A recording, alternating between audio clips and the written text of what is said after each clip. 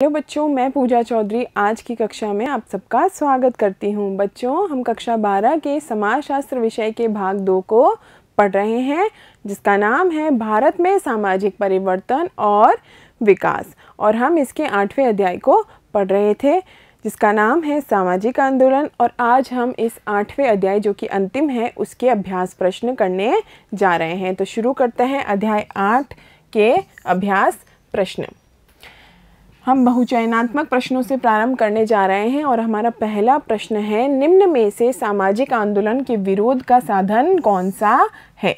क्या सामाजिक आंदोलनों के लिए मोमबत्ती जलाकर के प्रदर्शन किया जाता है, काले कपड़े का प्रयोग किया जाता है, नुक्कड़ नाटक का प्रयोग किया जाता है, या उपयुक्त सभी? तो हम कहेंगे इसका उत्तर होगा घ, उपयुक्त सभी। इन सभी साधनों के द्वारा सामाजिक आंदोलन में विरोध और प्रदर्शन किए जाते हैं। बढ़ते हैं दूसरे प्रश्न की तरफ। हाल के सूचना के अधिकार का अभियान किस सामाजिक आंदोलन का उदाहरण है? तो हमने अध्याय में पढ़ा था कि यह किस प्रकार का सामाजिक आंदोलन है, प्रतिदानात्मक, सुधारवादी या क्रांतिकारी या अन्य? तो हम कहेंगे यह सुधारवादी आंदोलनों के अंतर्गत आता था। 20वीं सदी के अधिकांश भाग में सामाजिक आंदोलन निम्न में से किस पर आधारित थे? क्या यह जाति पर आधारित थे, क्या यह वर्ग पर आधारित थे, धर्म पर आधारित थे, या व्यवसाय पर आधारित थे? तो हम कहेंगे 20वीं सदी में जो आंदोलन हुए वह मुख्यतः वर्गों पर आधारित थे। प्रश्न संख्या 4, पुराने सामाजिक आंदोलनों में किसकी केंद्रीय भूमिका होती थी? क्या सामाजिक दलों की केंद्रीय भूमिका होती थी, या फिर ख है धार्मिक नेताओं की, ग है जातीय नेता, या फिर अन्य? तो हम कहेंगे का उत्तर सही है। सामाजिक दल जो है वह पुराने सामाजिक आंदोलनों में मुख्य भूमिका में रहते थे। अगला प्रश्न 5, अश्वेत लोगों के समान अधिकार के लिए संयुक्त राज्य अमेरिका में आंदोलन चलाया गया, और यह कब की बात है? तो हमारे विकल्प हैं क 1947 तथा 1957 के दशक में, ख 1839 तथा 1849 के दशक में, ग 1950 तथा 1960 के दशक में, और घ है उपयुक्त में से कोई नहीं। तो हम कहेंगे ग उत्तर सही है। 1950 तथा 1960 के दशक में संयुक्त राज्य अमेरिका में आंदोलन चलाया गया था। प्रश्न संख्या 6, the logic of collective action के लेखक कौन है? तो हम विकल्प देख रहे हैं, मनकर ओल्सन, कार्ल मार्क्स, ई.पी. थॉमसन या दुर्खाइम। तो इसका सही उत्तर है क, मनकर ओल्सन जो है the logic of collective action के लेखक हैं। 7वां प्रश्न है, संसाधन गतिशीलता का सिद्धांत किसने प्रस्तावित किया था? क्या यह ई.पी. थॉमसन थे, या ओल्सन थे, दुर्खाइम थे, या मैकार्थी और जेल्ड थे? तो हम कहेंगे, हमने पढ़ा था तीसरा सिद्धांत है सामाजिक आंदोलन का, कौन सा? संसाधन गतिशीलता का सिद्धांत, और दिया था मैकार्थी और जेल्ड ने। 8वां प्रश्न है, री इन्वेंटिंग रिवॉल्यूशन के लेखक कौन है? क्या यह गैल ऑम्वेट है, या रामचंद्र गुहा है, रजनी कोठारी है, या कोई भी नहीं? तो हम कहेंगे इसका सही उत्तर है क, गैल ऑम्वेट। अब हम शुरू करने जा रहे हैं अति लघुतरात्मक प्रश्न, और हमारा पहला अति लघुतरात्मक प्रश्न है, दलित सामाजिक आंदोलन के 2 उदाहरण दीजिए। तो उत्तर के रूप में हम देख रहे हैं 2 प्रमुख उदाहरण हैं। पहला सतनामी आंदोलन जो कि पंजाब में चलाया गया था, और फिर दूसरा महार आंदोलन जो कि महाराष्ट्र में चलाया गया था। अब हम शुरू कर रहे हैं दूसरा प्रश्न अति लघुतरात्मक। 20वीं शताब्दी के प्रारंभ के 2 महिला संगठनों के नाम लिखिए। तो उत्तर है 20वीं शताब्दी के प्रारंभ के 2 महिला संगठन है, पहला विमेंस इंडिया एसोसिएशन और दूसरा ऑल इंडिया विमेंस कॉन्फ्रेंस। तो इस प्रकार से यह 2 प्रमुख महिला संगठन है जो कि 20वीं शताब्दी के थे। तीसरा प्रश्न, सामाजिक आंदोलनों के 3 प्रकारों के नाम लिखिए। तो हमने बच्चों हमारे अध्याय में पढ़ा था सामाजिक आंदोलनों के 3 प्रकार। पहला प्रतिदानात्मक या रूपांतरणकारी सामाजिक आंदोलन, दूसरा सुधारवादी सामाजिक आंदोलन, और तीसरा क्रांतिकारी सामाजिक आंदोलन। अगला प्रश्न 4, सर्वप्रथम मजदूर संघ की स्थापना कब और किसने की थी? तो हम कहेंगे सर्वप्रथम मजदूर संघ की स्थापना 1918 में की गई थी, और बी.पी. वाडिया ने इनकी स्थापना की थी। प्रश्न संख्या 5, एटक का पूरा नाम क्या है? तो एटक जो है कामगारों या मजदूरों के लिए एक संघ है, संगठन है, और इसका पूरा नाम है all India trade union Congress. Telangana आंदोलन किन दशाओं के विरुद्ध था? तो उत्तर है तेलंगाना आंदोलन प्रिंसली राज्य हैदराबाद की सामंती दशाओं के विरुद्ध था। प्रश्न संख्या 7, मैकार्थी और जेल्ड ने सामाजिक आंदोलन के किस सिद्धांत का प्रतिपादन किया था? तो ये बच्चों उत्तर वापस हमें याद होना चाहिए। मैकार्थी और जेल्ड ने संसाधन गतिशीलता का सिद्धांत दिया था, जो कि तीसरे सिद्धांत के अंतर्गत आता है। तो मैकार्थी और जेल्ड विचारक हैं और उन्होंने दिया था सामाजिक आंदोलन की गतिशीलता का सिद्धांत या संसाधन गतिशीलता का सिद्धांत। अब हम शुरू करने जा रहे हैं लघुत्तरात्मक प्रश्न, और हमारा पहला लघुत्तरात्मक प्रश्न है, नए सामाजिक आंदोलन पुराने सामाजिक आंदोलनों से भिन्न है, ऐसा क्यों है? तो हम कहेंगे नए सामाजिक आंदोलन पुराने सामाजिक आंदोलनों से अलग है, भिन्न है, क्योंकि नए सामाजिक आंदोलन समाज में सत्ता के वितरण को बदलने के बारे में नहीं होते। यानी सत्ता किसकी है, इनसे इन नए आंदोलनों को कोई लेना देना नहीं होता, बल्कि स्वच्छ पर्यावरण व अच्छे जीवन और जीवन शैली की गुणवत्ता के लिए ये किए जाते हैं। दूसरा प्रश्न है, 19वीं सदी और 20वीं सदी के प्रारंभ में समाज सुधार आंदोलन के द्वारा उठाए गए दो मुद्दे कौन से थे?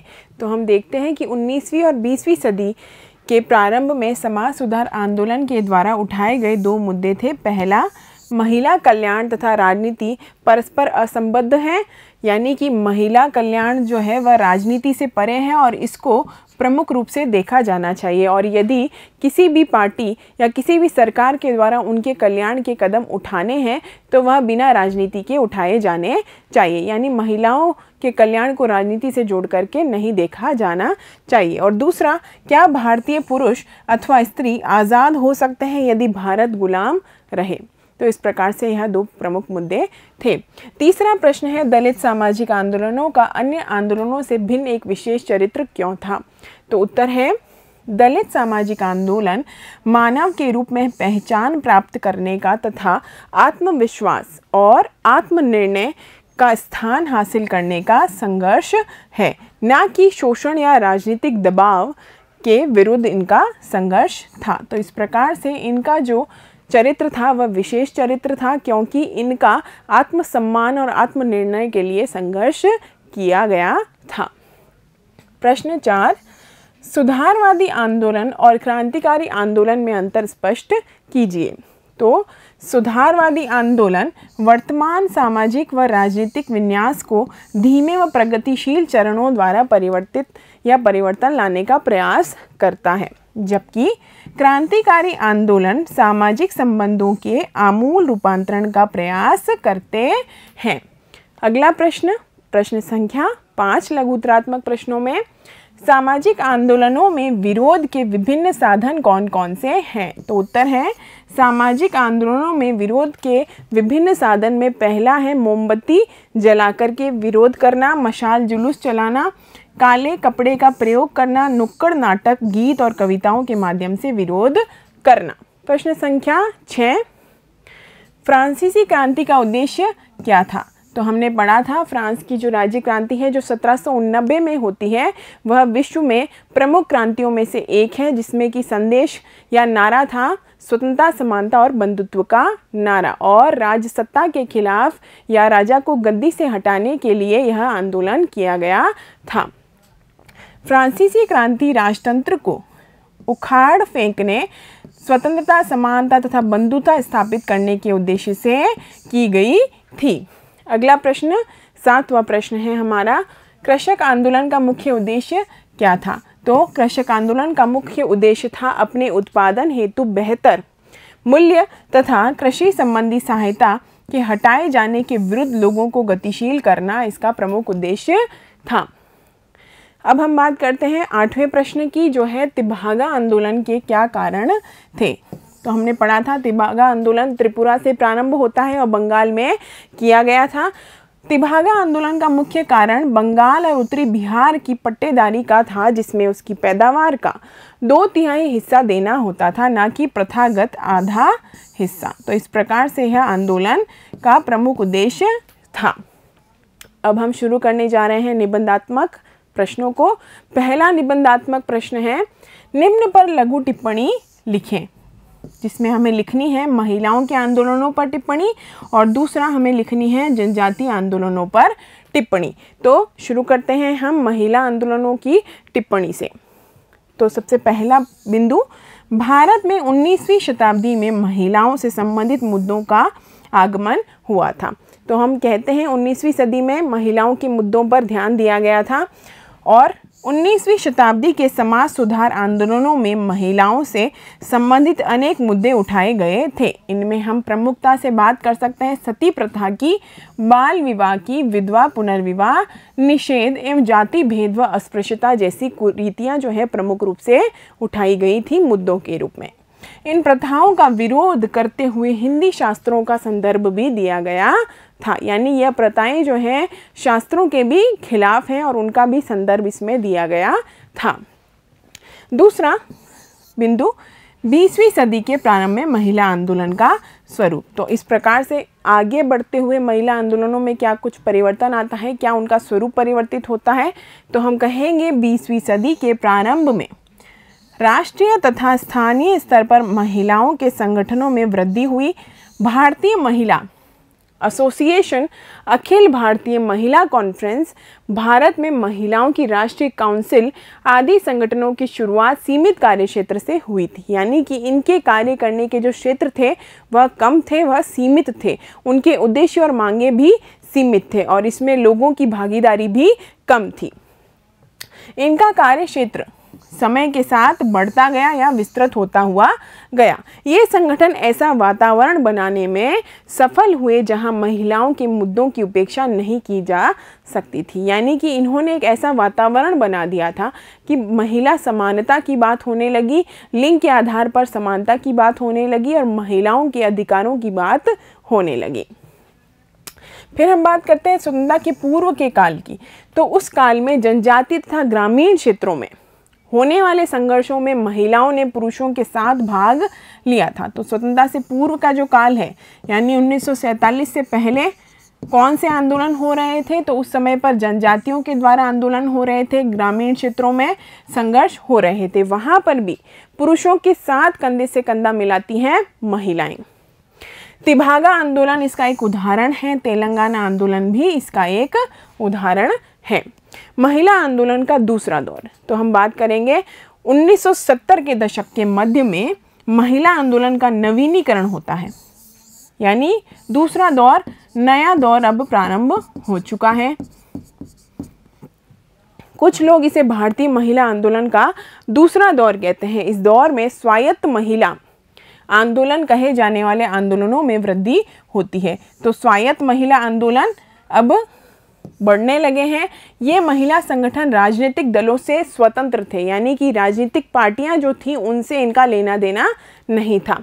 इस दौर में संगठनात्मक परिवर्तन के अलावा कुछ नए मुद्दे भी प्रारंभ हुए, जैसे कि महिलाओं के प्रति हिंसा का मुद्दा भी उठाया गया कि महिलाओं के खिलाफ जो हिंसा हो रही है उसके लिए भी हमें आवाज़ उठानी चाहिए और ये संगठन ऐसा करते हैं। तो महिलाओं के प्रति हिंसा के लिए आवाज़ उठाई गई, इस मुद्दे को भी उठाया गया। साथ ही साथ भू स्वामित्व में भी उनकी भागीदारी होनी चाहिए और उनको रोज़गार भी मिलना चाहिए। तो रोज़गार के मुद्दों की लड़ाई की बात भी की गई। साथ ही साथ यौन उत्पीड़न और दहेज के विरुद्ध अधिकारों की मांग की गई। तो इस प्रकार से यह एक नया दौर था और नए दौर में कुछ अन्य मुद्दे भी इसमें शामिल हो गए थे। महिला आंदोलनों के फलस्वरूप महत्वपूर्ण कानूनी परिवर्तन आए हैं, यानी कि इन सभी संगठनों के प्रयासों से इन सभी बुराइयों और जो नए संशोधनों की मांग हो रही थी उसके परिणाम स्वरूप नए कानूनों का निर्माण होता है और इससे भी महिलाओं के आंदोलनों को और प्रगति प्राप्त होती है। फिर हम बात करते हैं जनजातीय आंदोलन की।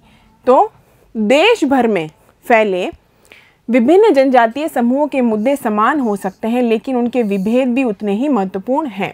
जिसमें हम पहले बात करेंगे मध्य भारत में हुए जनजातीय आंदोलनों की।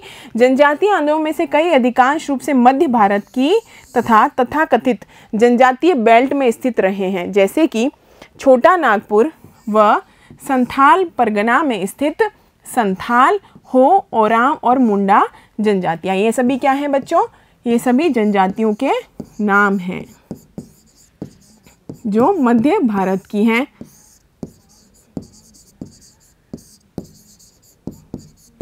और जनजातीय बेल्ट भी इसे कहा जा रहा है। नए गठित झारखंड प्रदेश, झारखंड प्रदेश किससे अलग हुआ था? तो हमने देखा था बिहार से यह अलग होता है। नए गठित झारखंड प्रदेश सन 2000 में यह गठित होता है का मुख्य भाग इन्हीं से बना होता है। झारखंड में जनजातीय आंदोलन का इतिहास 100 वर्ष पुराना है। जनजातीय आंदोलन जनजातियों की समस्याओं को लेकर किए जाते हैं। यानी जनजातियों की कौन कौन सी समस्याएं हैं तो हमने बात की थी, वन को लेकर के, भूमि स्वामित्व को लेकर के, यह अधिकारों की मांग करते हैं। अंग्रेजी शासकों की नीतियां किसी न किसी रूप में जनजातीय समाज को प्रभावित करती रही हैं तथा इन नीतियों के विरुद्ध जनजातियां हमेशा संघर्ष करती रही हैं। बाहरी लोगों द्वारा, यानी कि जनजातियों के अलावा जो भी लोग थे वह इनके लिए बाहरी थे। बाहरी लोगों द्वारा अपने सांस्कृतिक मूल्यों को जनजातीय संस्कृति पर थोपने, वन एवं वन संपदा पर सरकारी एकाधिकार की नीति, बाहरी लोगों द्वारा जनजातियों का शोषण करने तथा अंग्रेज़ों की जनजातीय क्षेत्रों में विस्तारवादी नीति के कारण अंग्रेजी काल में अनेक जनजातीय आंदोलन होते हैं। तो इस प्रकार से हमने देखा जनजातीय आंदोलन क्या थे और महिला आंदोलन क्या थे। इन दोनों के ऊपर हमने इस प्रश्न में टिप्पणी के रूप में देखा। फिर हम बात करते हैं पूर्वोत्तर भारत में जनजातीय आंदोलन। तो पूर्वोत्तर भारत जो कि मध्य भारत से अलग, वहाँ पर जनजातियाँ निवास करती हैं, उनकी समस्याएं मध्य भारत की जनजातियों से अलग थी। स्वतंत्रता प्राप्ति के बाद भारत सरकार ने राज्यों के निर्माण की जो प्रक्रिया प्रारंभ की, उसने इस क्षेत्र के सभी प्रमुख पर्वतीय क्षेत्रों के जिलों में अशांति की प्रवृत्ति पैदा कर दी। अपनी पृथक पहचान तथा पारंपरिक स्वायत्तता के प्रति सचेत ये जातियां असम के प्रशासनिक तंत्र में सम्मिलित किए जाने के बारे में अनिश्चित थी। तो पूर्वोत्तर भारत की जो जनजातियां हैं उनकी थोड़ी अलग समस्याएं देखने को मिलती है। एक मुख्य मुद्दा जो देश के विभिन्न भागों के जनजातीय आंदोलनों को जोड़ता है वह है जनजातीय लोगों का वन भूमि से विस्थापन, यानी उनको मजबूरन अपनी भूमि को छोड़ना पड़ता है क्योंकि वह विकास के नाम पर और वन भूमि पर सरकार के नियंत्रण और अधिकार के परिणाम स्वरूप वहाँ से विस्थापित हो जाते हैं और विस्थापित होने के लिए उन्हें मजबूर भी किया जाता है। इस अर्थ में पारिस्थितिकीय मुद्दे भी हैं जिनके कारण जनजातियां आंदोलन करती रही हैं। तो इस प्रकार से हमने जनजातीय, उसमें भी हमने मध्य भारत की जनजातियां और पूर्वोत्तर भारत की जनजातियों के मुद्दों की बात की। बढ़ते हैं अगले प्रश्न की तरफ। प्रश्न संख्या 2 जो निबंधात्मक प्रश्न में हमारा दूसरा प्रश्न है। भारत में पुराने तथा नए सामाजिक आंदोलन में स्पष्ट भेद करना कठिन है और ऐसा क्यों है? तो हम बात करेंगे नए सामाजिक आंदोलन क्या हैं और पुराने सामाजिक आंदोलनों से अलग ये क्यों हैं। उत्तर, भारत में महिलाओं, कृषकों, दलितों, आदिवासियों तथा अन्य सभी प्रकार के सामाजिक आंदोलन हुए हैं। इन आंदोलनों को हम कहेंगे नए प्रकार के सामाजिक आंदोलन।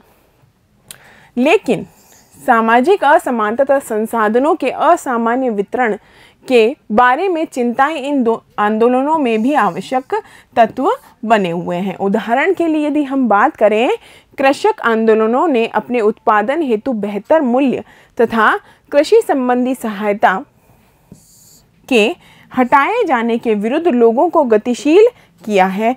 दलित मजदूरों ने सामूहिक प्रयास करके सुनिश्चित किया है कि उच्च जाति के भूस्वामी तथा महाजन उनका शोषण न कर पाए। महिलाओं के आंदोलनों ने लिंग भेद के मुद्दों पर कार्यस्थल तथा परिवार के अंदर जैसे विभिन्न दायरों में काम किया है।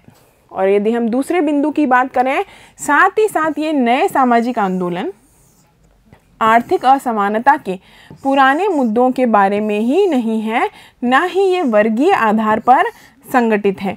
पहचान की राजनीति, सांस्कृतिक चिंताएं तथा अभिलाषाएं सामाजिक आंदोलनों की रचना करने के आवश्यक तत्व हैं तथा इनकी उत्पत्ति वर्ग आधारित असमानता में ढूंढना कठिन है। प्रायः यह सामाजिक आंदोलन वर्ग की सीमाओं के आर पार से भागीदारों को एकजुट करते हैं। उदाहरण के लिए महिलाओं के आंदोलन में नगरीय, मध्यवर्गीय, महिलावादी तथा गरीब कृषक महिलाएं सभी शामिल होती हैं। तो इस प्रकार से हमने नए सामाजिक आंदोलन और पुराने सामाजिक आंदोलनों के मुख्य अंतरों को जाना, लेकिन फिर भी इनके बीच भेद करना थोड़ा कठिन है। बढ़ते हैं अगले प्रश्न की तरफ। प्रश्न संख्या 3। पर्यावरणीय आंदोलन प्राय आर्थिक एवं पहचान के मुद्दों को भी साथ लेकर चलते हैं, विवेचना कीजिए। तो इसका उत्तर है पर्यावरणीय आंदोलन प्राय आर्थिक एवं पहचान के मुद्दों को भी साथ लेकर चलते हैं। विकास के नाम पर होने वाला वनों का कटाव स्थानीय लोगों के सामने न केवल अनेक प्रकार की आर्थिक समस्याएं उत्पन्न कर देता है, अपितु उनकी पहचान का मुद्दा भी महत्वपूर्ण बन जाता है।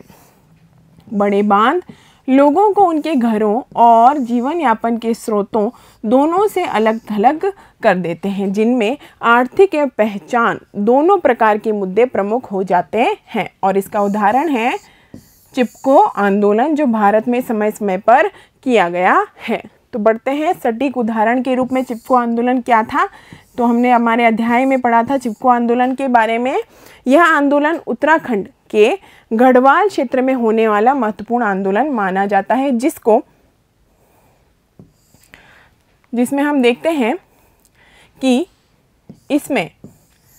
इसका नाम क्यों पड़ा था चिपको आंदोलन। तो पेड़ों को काटे जाने के विरोध में उनकी रक्षा हेतु पेड़ों से चिपक कर महिलाएं जो हैं वह इस आंदोलन में भाग लेती हैं, ताकि उन्हें काटने से बचाया जा सके। यह आंदोलन अंग्रेजी शासनकाल में प्रारंभ हुआ और अंग्रेजी सेना इसे कुचल देती है। हम देखते हैं कि स्वतंत्रता के बाद भी वनों की कटाई जारी रहती है। वनों के कटाव, सरकार के वनों पर बढ़ते हुए नियंत्रण, वनों की नीलामी, जनसंख्या में वृद्धि, भूमि का कटाव, जल की कमी आदि समस्याओं ने भोटिया जनजाति को आर्थिक एवं पहचान की समस्या से ग्रसित कर दिया। फलस्वरूप सर्वोदयी नेता चंडी प्रसाद भट्ट ने स्थानीय लोगों को संगठित कर पुनः चिपको आंदोलन का प्रारंभ किया था। धीरे धीरे यह आंदोलन भोटिया बहुल गांवों से गैर जनजातीय गांवों तक फैल गया था। भोटिया स्त्रियों ने भी चिपको आंदोलन में बढ़ चढ़कर हिस्सा लिया था, सुंदरलाल बहुगुणा के नेतृत्व में। तो बच्चों आपको ध्यान रखना है, नेतृत्व था सुंदरलाल बहुगुणा। इनके नेतृत्व में यह आंदोलन आज भी सक्रिय है। चिपको आंदोलन में आर्थिक एवं पहचान के मुद्दे। तो हम कहेंगे चिपको आंदोलन ने गांववासियों के लिए जीवन निर्वहन का प्रश्न खड़ा कर दिया था कि गांव वालों को लग रहा था कि इस प्रकार से यदि वनों की कटाई जारी रही तो किस प्रकार उनका जीवन यापन होगा, क्योंकि गांव के अधिकांश लोग ईंधन के लिए लकड़ी, चारा तथा अन्य दैनिक आवश्यकताओं के लिए जंगलों पर निर्भर थे। इस संघर्ष ने गरीब गांववासियों को आजीविका की आवश्यकताओं को बेचकर राजस्व कमाने की सरकार की इच्छा के समक्ष खड़ा कर दिया। जीवन निर्वहन की अर्थव्यवस्था मुनाफे की अर्थव्यवस्था के विपरीत खड़ी थी। तो सामाजिक असमानता के इस मुद्दे के साथ चिपको आंदोलन ने पारिस्थितिकीय सुरक्षा एवं पहचान के मुद्दे को भी उठाया था। प्राकृतिक जंगलों का काटा जाना पर्यावरणीय विनाश का एक रूप था, जिसके परिणाम स्वरूप क्षेत्र में विनाशकारी बाढ़ तथा भूस्खलन हुए थे। स्पष्ट है कि पर्यावरणीय आंदोलन प्राय आर्थिक एवं पहचान के मुद्दों को भी साथ लेकर चलते हैं। तो इस प्रकार से हमने इस भाग में अध्याय 8 के प्रश्नोत्तर किए हैं और हमारे अध्याय का नाम था सामाजिक आंदोलन, और अभ्यास प्रश्न के माध्यम से हमारे अध्याय को हमने आज समाप्त कर लिया है। धन्यवाद।